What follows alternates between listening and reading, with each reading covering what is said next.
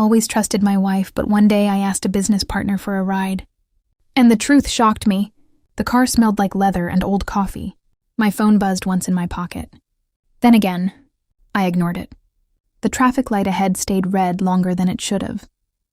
Everything felt delayed, like the world was buying time, before telling me something it had been hiding. "Your place or mine?" he asked casually, eyes still on the road. I turned toward him. "What?" He glanced at me, confused. Just for a second. A flicker. Then a smile, thin and automatic. "Sorry," he said. "Habit." My stomach tightened. The light turned green. The car rolled forward. Normal sounds. Engines, horns. Life continuing as if nothing had cracked open. But something had. I studied the dashboard. The steady tick of the turn signal. His knuckles on the wheel, too relaxed. Too familiar. "Long day?" he added. I nodded. Didn't trust my voice. The phone buzzed again. I finally pulled it out. A message preview lit the screen. "Can't talk now. With him. Love you." No name. Just the words. My pulse slowed. That scared me more than panic ever could. "With who?" I asked softly. He didn't answer right away. The car drifted slightly, then corrected itself. He stopped. Laughed once. "Work stuff." I looked at him again. This time I didn't look away, because in that pause, barely a breath long, I saw it. Recognition. Not fear, not guilt. Recognition. Like a man realizing the wrong person had opened the wrong door. I had always trusted my wife. That sentence used to mean something solid, heavy, unquestionable. Now it sounded like a lie someone else had told me. We had built a life on routine, predictable mornings, evenings measured in shared silence, a marriage that didn't burn, but didn't freeze either. Comfortable, controlled, safe, or so I thought. I replayed moments in my head like surveillance footage. Her phone face down. The new password. Late errands that didn't come with receipts. The way she said my name lately. Careful, like it was something fragile. I told myself it was stress, or age, or me. I always blamed myself first. That was my mistake. The message on my phone stayed open. I didn't respond. I didn't need to. I already knew who him was. Not because of proof, because of patterns. Because the man driving me home, my business partner, my friend, had just slipped. A single sentence, a reflex. Your place or mine. Not a joke, not a mistake, a habit. I watched the city slide past the window, every building suddenly unfamiliar, like I was seeing it from underwater.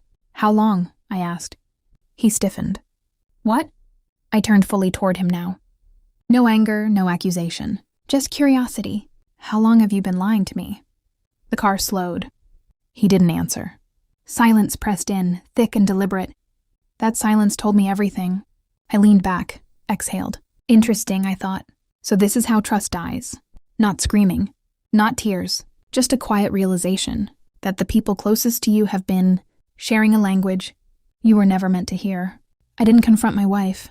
That would have been emotional, sloppy. Instead, I observed. I kissed her the same way.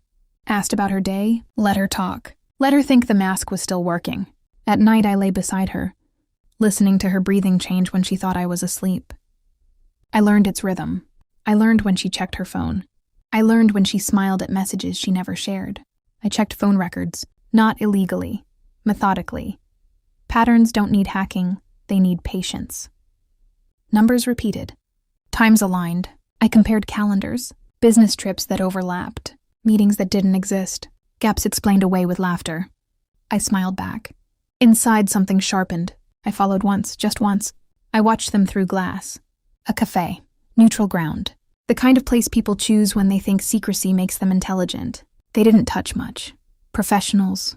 Controlled. But they leaned toward each other when they talked. Shared smiles meant for private rooms. My wife reached across the table and adjusted his collar. Intimate. Familiar. I felt nothing. That terrified me. Back home, I opened a file. Started documenting.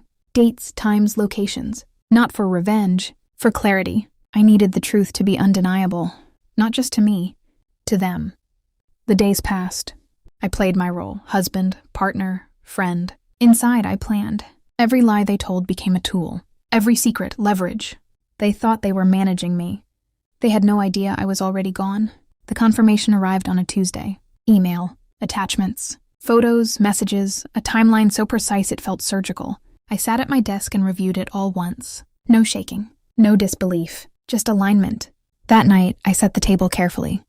Cooked her favorite meal, poured wine. She smiled, relaxed. "Something special?" she asked. I handed her the folder. She opened it. Page by page, her face collapsed. Color drained.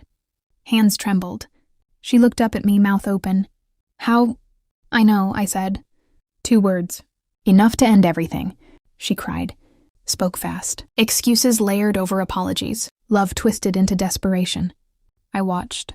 Not cold. Clear. Then I slid my phone across the table. A message thread. Her words. His replies. Time-stamped. She went quiet. Behind her, the clock ticked. I waited. Finally, she whispered, "What are you going to do?"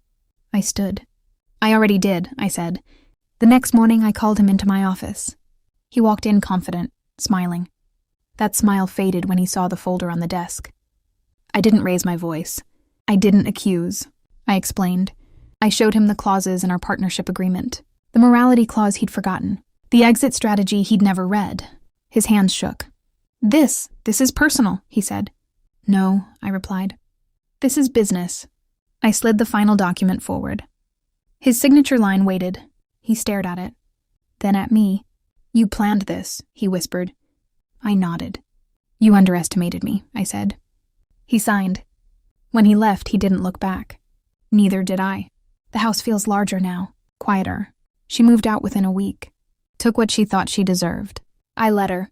Some losses don't need resistance. At night, I sit alone. No music, no distractions, just the truth. I trusted once. I won't again. And that's not bitterness. That's clarity, the kind that costs everything, and gives you control in return.